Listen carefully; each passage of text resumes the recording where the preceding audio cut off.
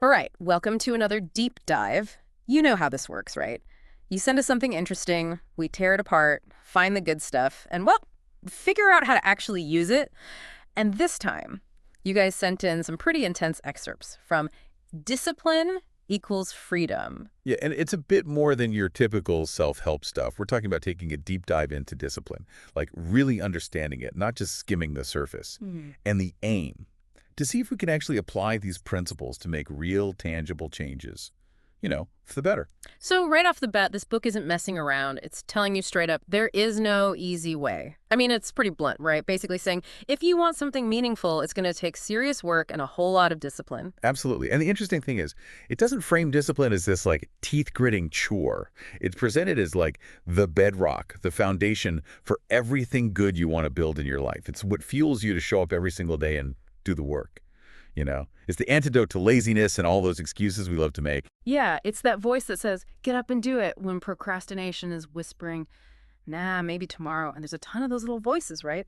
I'm tired. I deserve a break. I'll start on Monday. Discipline, according to this book, is the power to shut all that down. And thinking about where this whole discipline thing comes from for the author, it's rooted in this idea of preparation, almost like being in a constant state of readiness, mentally, physically, emotionally ready for whatever comes your way. And you can see how that kind of thinking evolves as he takes on more leadership roles, right? Yes, sir. It becomes about instilling that same hardcore discipline in others, pushing them to be their absolute best, so they're ready to, like, tackle any challenge and really crush it. But then there's this deeper, more personal layer to it.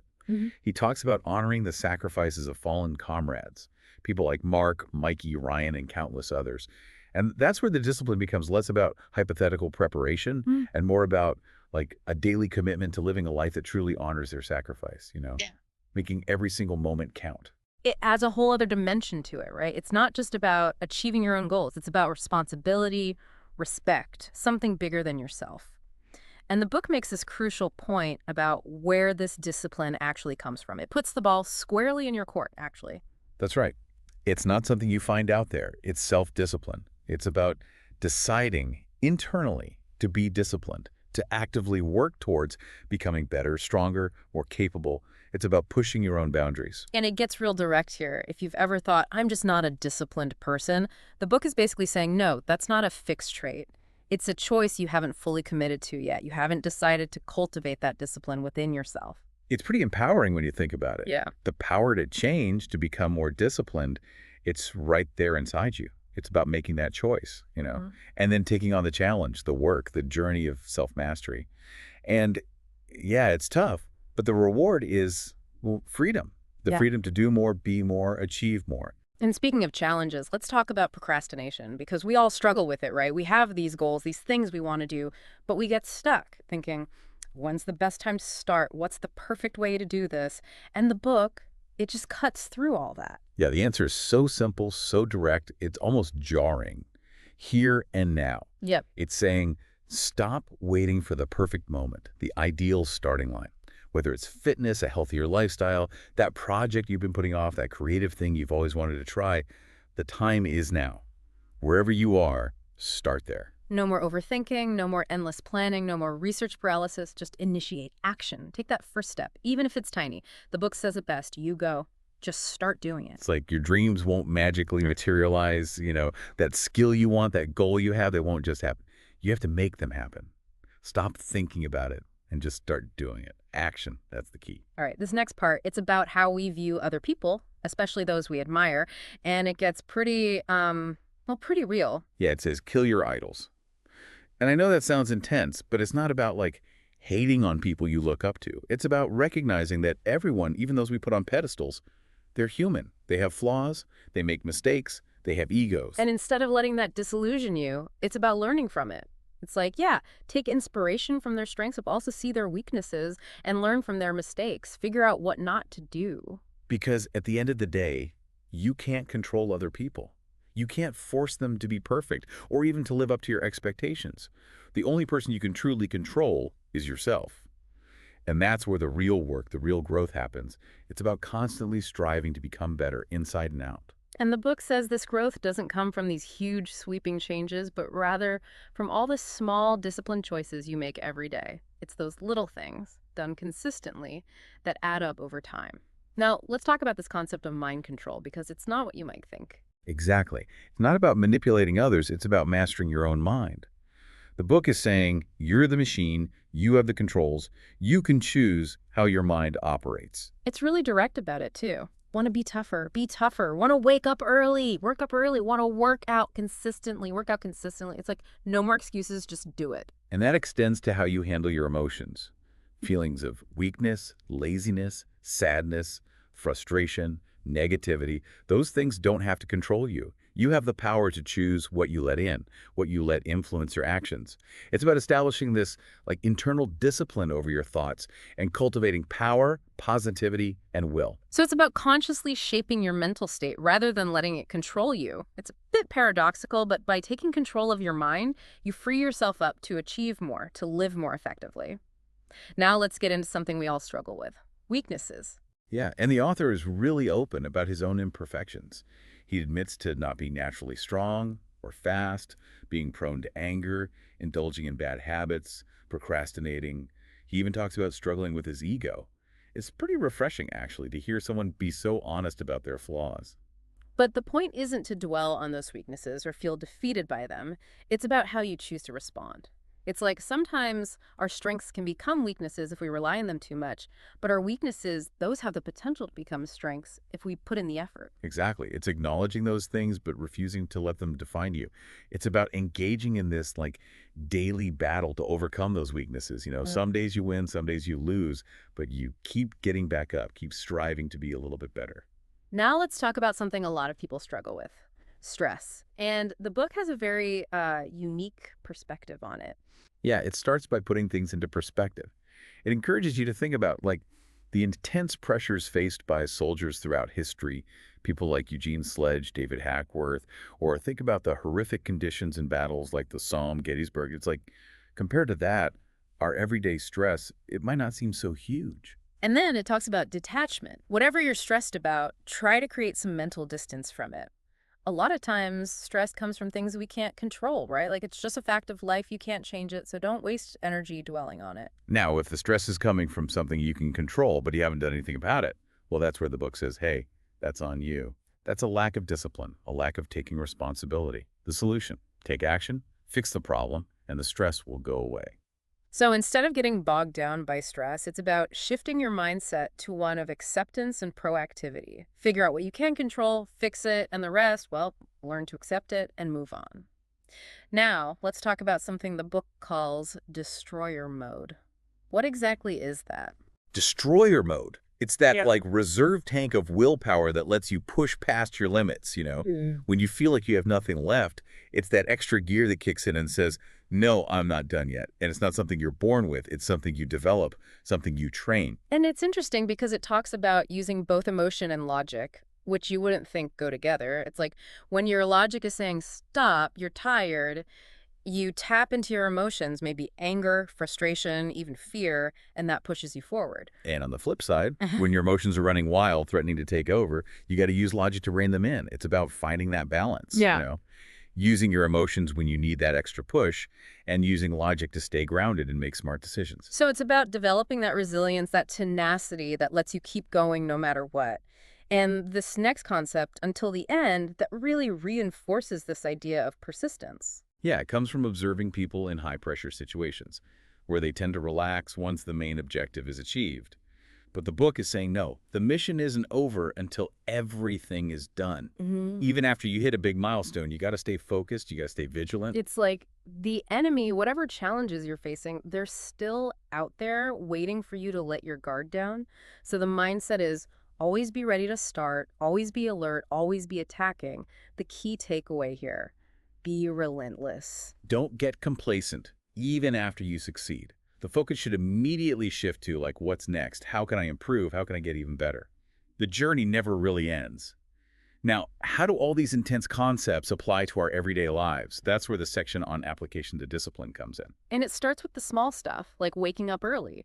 But it's not just about that one thing. It's about applying that discipline to every area of your life: working out, eating healthy, managing your emotions, keeping your ego in check, treating others well, even doing those annoying tasks you'd rather avoid. It's about choosing the harder path.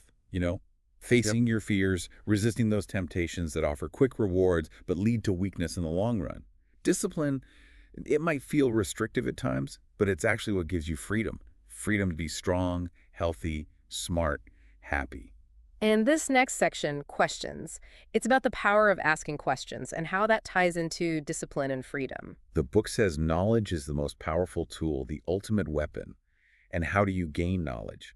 By asking questions, not just accepting what you're told, but really digging deeper, questioning it all. Don't take anything for granted. Be curious about everything. Hear a word you don't know, look it up, come across a concept that's confusing, break it down, ask more questions until you understand it. And even more important, ask yourself questions. Yeah, like every day, ask yourself, who am I becoming? What did I learn today? How am I progressing towards my goals? What can I do better?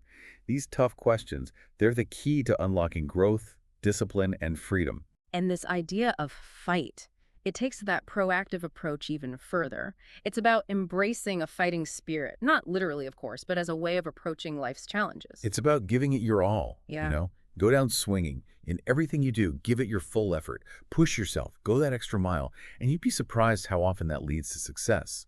Get stronger mentally, physically, in every way you can. And even when things seem impossible, the book reminds you that you have nothing to lose by giving it everything you've got. So stand up, go forward, fight against your weaknesses, fight against fear, fight against time, fight against decay. Don't give up, keep fighting. Now, let's talk about compromise, because the book makes a distinction between two types of compromise. In external situations, when you're working with others, compromise is often necessary. You have to find common ground. You have to be flexible. Otherwise, nothing gets done. But when it comes to your own internal standards, your principles, the message is clear. No compromise. On things like hard work, training, self-improvement, owning your mistakes, facing your demons, never giving up, being disciplined, there's no room for compromise. Not now, not ever. And that unwavering internal stance, it's supported by the idea of having a default aggressive mindset. Now, this doesn't mean being a jerk to everyone, okay? It's more about this internal fire, this drive that says, I am going to win. It's being proactive, taking initiative, and figuring out how to overcome obstacles. It's about having that fighting spirit, that desire to achieve your goals, and being willing to use every tool at your disposal. It's strategic, Sometimes you go head on, sometimes got to be more subtle, but the will to win, that's always there. This leads us to the classic debate, nature versus nurture. Which one matters more for success? The book argues that it's not really about either one. The author, he's seen people from all walks of life, different backgrounds, different upbringings, and he says ultimately it comes down to choice. Successful people, they choose to be successful. They choose to learn, to work hard, to embrace challenges, to step up and lead. And the good news is, it's never too late to make those choices. You can choose to change. You can choose to be better. You can choose to make yourself. Now here's something interesting. The book actually reframes how we think about fear of failure. It doesn't say you should try to eliminate it. Instead, it says a healthy dose of fear of failure. That can actually be a good thing. It can motivate you to plan better, prepare more, work harder. It keeps you from getting lazy or cutting corners. So the key is not to be fearless, but to act in spite of fear. Get OP, arm, go. Take that risk, take that first step, and don't let fear paralyze you. This next concept, the warpath, it seems to tie everything together. Yeah. What exactly does that mean in this context? Well, a warpath is literally about going to battle, right? So the personal warpath, it's about this constant battle against your own weaknesses. It's about discipline in every area of your life. And it's not just about being ready for external challenges. It's about building inner strength, knowledge, understanding, control. It's about owning your life. And ultimately, it's this warpath that leads to freedom, to peace. And then there are these sugar-coated lies, those tempting things that offer comfort in the moment but ultimately hold you back.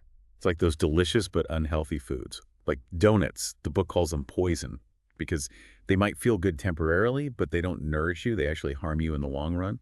And it warns about that little voice that says, you've done enough, you can rest now.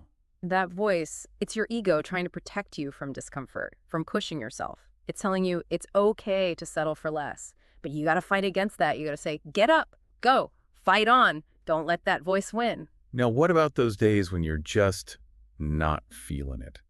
No motivation, no energy, just tired and drained. What does the book say about that? It says, I go anyway. I get it done. Even when you don't feel like it, you got to go through the motions.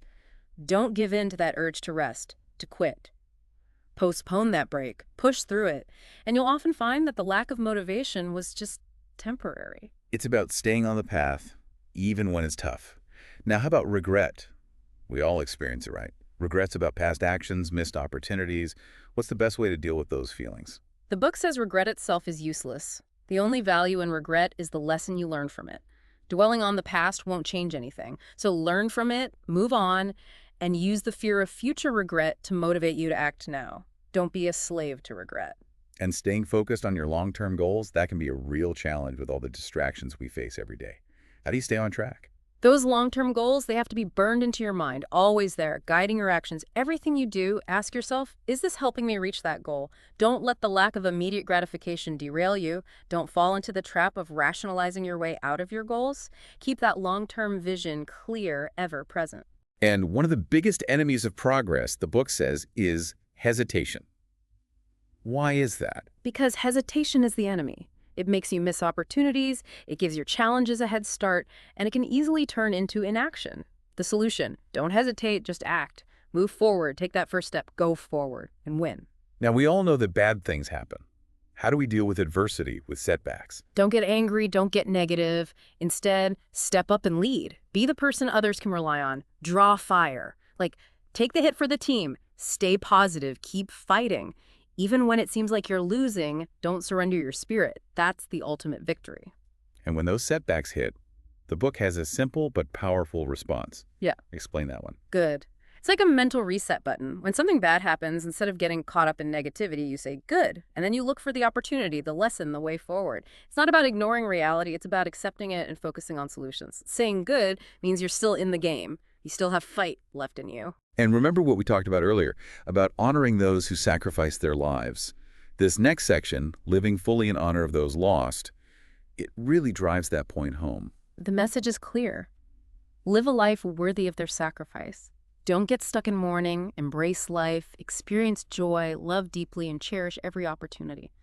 Let us live for those who live no more.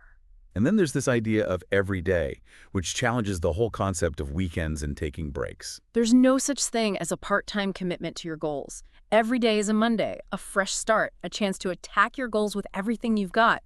It's about maintaining that intensity, that drive, consistently. And then this powerful declaration, no more. What does that mean? No more. No more excuses, no more procrastination, no more mediocrity, no more negative self-talk. It's time to embrace strength, willpower, discipline. No more holding back. And since motivation comes and goes, what should we rely on to actually get things done? Don't depend on motivation. Depend on discipline. You know what you need to do, so make yourself do it. There's no magic pill. It's all about hard work, consistent effort, driven by discipline. Now, this idea of me versus me, it's about shifting your focus when it comes to measuring your progress. Explain that. You're not always going to be the best compared to others. We all have different strengths and weaknesses. The real victory is becoming the best version of yourself. It's about pushing your own limits, overcoming your own obstacles. It's a personal victory, one in the daily grind, in the quiet moments of effort. And remain vigilant. This is about a subtle but dangerous threat to discipline. What is it? Weakness that doesn't always hit you like a ton of bricks. It sneaks in slowly through those little compromises we make. Hitting snooze, skipping a workout, indulging in bad habits. It's like a slow drip that erodes your willpower. So you got to stay vigilant, hold the line. Don't let those small things slip. Now, fear, that's something we all experience. How do we deal with it? Fear is natural. Don't try to eliminate it completely, but don't let it control you either. The key is to step. Go. Move towards the things that scare you. That's bravery. Don't overthink it, just act. Take that first step and watch how much power fear loses over you. And the book has some practical advice on how to stay focused and productive. The power of outworking others. It's simple, really. Instead of getting caught up in drama, negativity, or comparing yourself to others, just focus on your own work. Outwork everyone else. Let your results speak for themselves. And hold the line. This is about the constant commitment to improvement, to resisting decay. What's the takeaway here? Don't settle for mediocrity. Don't let yourself slide backwards. Keep striving to be better, to grow, to learn. Resist those temptations, those urges to take the easy way out. Do not surrender any ground, ever. Begin. This is about the importance of starting each day with intention. How do you approach the morning? When that alarm goes off, it is time. Get up no matter how tired you feel. Don't hit snooze. Don't negotiate with yourself. Just get up and get moving. Get up and go. Start your day with purpose, with action. And then there's engage. This is the ongoing battle against your own limitations. What's that about? Weakness, it's strong, so you got to be stronger. You got to push yourself physically and mentally, break through those limits. When you feel like giving in, when that voice says, I can't, you fight back. You say, I will not give in. I will fight. And even amidst all this talk of discipline and hard work, the book reminds us that laughter wins. It's important to have fun, to enjoy the journey. Yeah, life is tough, there's no denying that. But laughter, it makes things easier. It helps you cope. It brings joy. Don't take yourself too seriously. Find reasons to laugh even when things are hard. And this concept of discipline begetting discipline, it's about how good habits create a positive cycle. When you start your day with discipline, like waking up early and working out, it sets the tone for the rest of the day. You're more likely to make healthy choices, to be productive, to stay focused. It's like one act of discipline makes the next one easier. It's momentum. It's a snowball effect. Hold the line across the line, and victory will be yours. Now let's talk about sleep, because it's crucial for both your physical and mental health, which impacts everything else. You got to prioritize sleep. There's no way around it. Sleep deprivation messes with your hormones, your metabolism, your immune system, your thinking, everything. So get enough sleep, maybe go to bed earlier so you can wake up earlier and get a head start on the day. And work on improving your sleep quality too. Establish a routine, turn off those screens before bed. And if you're really tired, a quick power nap can do wonders. And then there are the workouts, the physical training aspect of discipline. What's the main message there? Do something, anything. Find an activity you enjoy, make it a regular habit, track your progress, that helps you stay motivated, and try to work all those major muscle groups. Even when you're tired, do something, even if it's just light stretching. It's about consistency. And the book is a big advocate for martial arts training. Why is that? It's about self-defense, of course, but it's also about the mental discipline, the awareness, the focus that you develop. And while firearms can be a tool for self-defense in extreme situations, it's important to have those unarmed skills too. Start with Brazilian Jiu-Jitsu for grappling and ground fighting, then maybe boxing for striking, Muay Thai for a wider range of striking, and wrestling for takedowns and control. But remember, the most important weapon is your mind. Be aware of your surroundings, have a plan. And then there's fuel, feeding the machine, which is all about nutrition. What are the key principles there? The body wants balance. It wants to be healthy. But the problem is those unhealthy foods, especially sugary stuff, it's addictive. So the book recommends a paleo-style diet, lots of healthy fats, protein, and very few carbs. And it's not about that 80-20 rule because sugar is so addictive. And then there's fasting, which is good for both your body and your mind. It's a way to challenge yourself, to exercise your willpower. And repair and maintenance. Injury prevention and recovery. This is about taking care of your body so you can keep going. What's important here? Stretching. Stretch regularly. It helps with flexibility, recovery, and prevents injuries. There are tons of resources out there. Find what works for you. And warm up properly before you work out. Get those muscles moving. And even when you're sick or injured, do what you can. Don't just stop completely.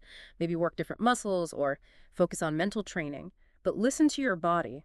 Rest when you need to. And remember, don't use illness or injury as an excuse to quit altogether. Now, what about staying disciplined when you're traveling? That can be tough. The section on Road Warrior workouts has some tips. Working out on the road, it takes planning, but it's definitely doable. If you're traveling for a while, look into getting a gym membership or bring some portable equipment. And for shorter trips, those bodyweight exercises, those are your best friend. Push-ups, burpees, handstand push-ups, you can do a lot in a hotel room. Just don't let travel be an excuse to fall off track. Stay on the path. And finally, the book encourages continued improvement and exploration. It's about never settling, always striving to be better. Yeah, don't get complacent. Keep learning, keep experimenting, keep finding ways to improve. This journey of self-improvement, it never really ends. So as we wrap up this deep dive into discipline equals freedom, the key takeaway is this.